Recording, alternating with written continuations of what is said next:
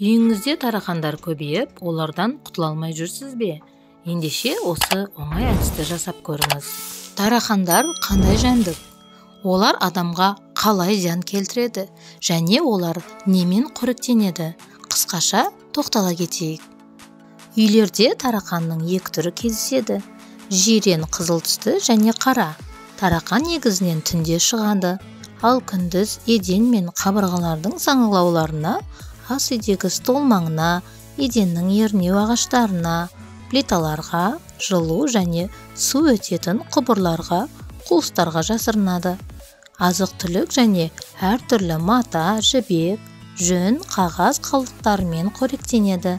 Тарақан азықты былғайды және сонымен бірге ішек құртының жұмыртқалары мен әртүрлі жұқпалы аурулардың, қоздырғыштардың, дизентерия, ішсүзек, полиомиелит және тағы басқа ауруларды тасуы мүмкін. Ал енді тарақаннан құтылу үшін достар, мына мықты әдісті жасап көріңіз. Бұл лавр жапырағы. Лавр жапырағы барлық үйде бар, достар. Осы лавр жапырағын аласыздар да тарақанның жүретін жолдарына осылай қойып қоясыздар. Тарақан көбіне қуыстарға жасырынады, кухонныйдың астына, тоңазытқыштың артына, болмаса құбырлардың қуыстарына жасырынады.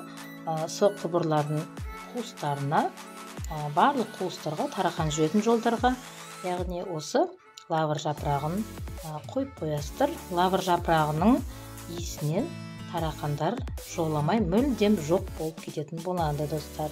Осы әдісті міндетті түрде жасап көріңіздер. Бұл өте жақсы көмектесетін бірден бір мықты әдістердің бірі.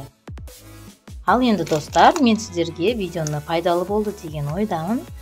Осы әдісті міндетті түрде жасап, комментарий бөлімінде өз ойларыңызды жазып кетіңіздер. Және де менің каналыма тіркеліп, лайк басуды ұмытпаңыз. Алдағы уақыттарда мен сіздермен өте керемет, оңай әдістермен бөлісетін боламын.